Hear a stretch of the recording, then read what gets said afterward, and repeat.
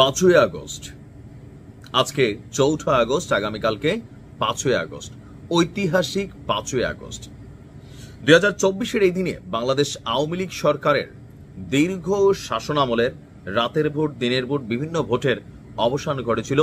বাংলাদেশের মানুষের মধ্যে একটা বড় অংশ জেগে উঠেছিল। আওয়ামী লীগের লক্ষ লক্ষ কোটি কোটি নেতাকর্মী থাকার পরেও মানবিকভাবে, মানসিকভাবে দুর্বল হয়ে গেছিল।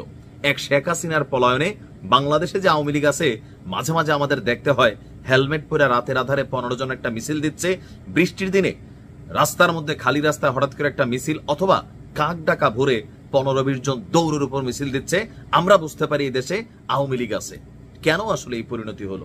এটার জন্য দীর্ঘ ইতিহাস, অনেক কিছুই ঘটছে, অনেক কিছুই করছে। আর যে কোনো সাম্রাজ্যের পতন হয়, তো পতন থেকে যে শিক্ষণীয় বিষয়গুলো, সেগুলোকে আমরা নিচ্ছি, এই দেশের মানুষ নিচ্ছি না।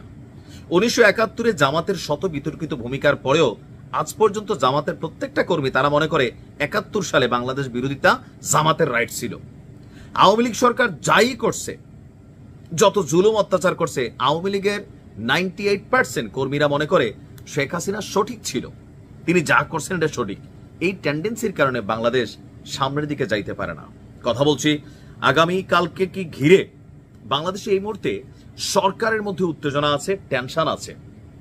হাজার হাজার গোয়েন্দা বিভাগ, আমাদের পুলিশের যত ডিপার্টমেন্ট আছে, এনএসআই, ডিজিএফআই, যতগুলো ডিপার্টমেন্ট আছে, প্রত্যেকেই আগামী কালকের জন্য সচেতন। কারণ 5ই আগস্ট ঘিরে বড় ধরনের একটা পরিকল্পনা রয়েছে আওয়ামী লীগের, এমনটা দাবি করেছে বিভিন্ন সংস্থা, গোয়েন্দা মন্ত্রণালয় আর বিভিন্ন যে সেক্টরগুলো আছে।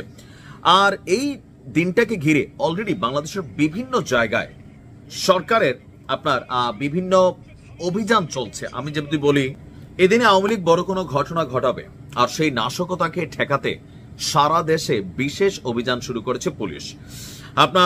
3 আগস্ট থেকে 24 ঘন্টায় শুধুমাত্র রাজধানী ঢাকাতেই বিভিন্ন এলাকায় কার্যক্রম, নিষিদ্ধ থাকা আওয়ামী লীগ এবং এর অঙ্গ সংগঠনের বিভিন্ন নেতাকর্মীকে গ্রেফতার করা হয়েছে 21 জনকে। সারা বাংলাদেশের বিভিন্ন জায়গায় এই গ্রেফতার চলছে। কেন? গেল 2 থেকে 3 দিন আগে আমরা একটা নিউজ দেখছিলাম যে বাংলাদেশ আওয়ামী লীগের একটা বড় ধরনের কমান্ডো বাহিনী তৈরি করা হচ্ছে, আর এটাকে লিড করছেন খোদ ভারতে থাকা শেখ হাসিনা, সাবেক স্বরাষ্ট্রমন্ত্রী, এবং আমাদের সেনাবাহিনীর একজন মেজরের নামও কিন্তু কানেক্টেড হচ্ছে, যিনি গ্রেপ্তার হচ্ছে, এবং তার স্ত্রী এসপিও কিন্তু এই মুহূর্তে জিজ্ঞাসাবাদে আছেন। তো এই পরিস্থিতিতে ডক্টর মোহাম্মদ ইউনূসের সরকারের মধ্যে একটা ভয় তো আছে, আওয়ামী লীগ ফিরে আসবে, আওয়ামী লীগ উঠতে পারে।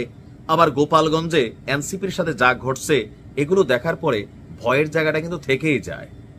আর সবসময় আওয়ামী লীগ একটা দুঃস্বপ্ন হিসাবে এনসিপি বা ডক্টর মোহাম্মদ ইউনূস সহ যারা আছেন তাদের স্বপ্নে কিন্তু বিরাজমান। আবার শেখ হাসিনার যেই ডাইনি মার্কা ছবি টবি পাবলিক আঁকে, এটি দেখলে এমনি তো ঘুমের মধ্যে অনেকের ভয় লাগে। আর যারা শেখ হাসিনার এই ক্ষমতা থেকে সরাইছে বা বিভিন্ন প্ল্যানিং এ কানেক্টেড ছিল, স্বাভাবিকভাবে তারা হয়তোবা আরো একটু বেশি ভয় পায়।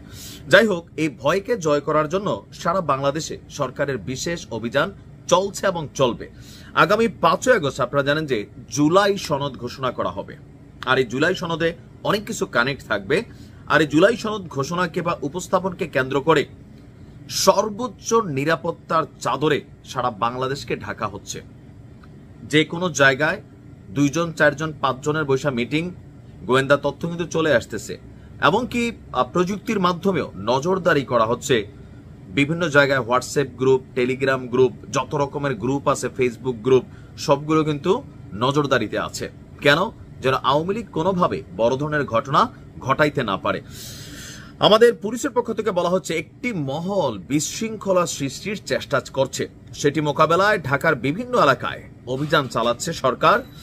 আর এছাড়া আরো বিভিন্ন জায়গাতে, যে সারা বাংলাদেশ থেকে ঢাকাতে বিভিন্ন নেতাকর্মীরা ঢুকতে পারে, আওয়ামী লীগের ঢাকাতে একটা বড় ধরনের ঘটনা ঘটাবে, সে আশঙ্কা থেকে কিন্তু এই অভিযান চলমান আছে। এখন আসলে কি আওয়ামী লীগ 5ই আগস্ট কিছু ঘটাবে? আমার ধারণা এই সক্ষমতার এই মুহূর্তে আওয়ামী লীগের নাই। দেখেন, নেতাকর্মী অনেক আছে, সব তলে তলে, তো তলে তলে থেকে বের হওয়ার জন্য সরকার যে হার্ড লাইনে আছে, এটা সাহস করবে না। ঠিক যেই সিস্টেমে আওয়ামী লীগ সবাইকে দামাই রাখছিল, কাছাকাছি সিস্টেম কিন্তু চলতেছে।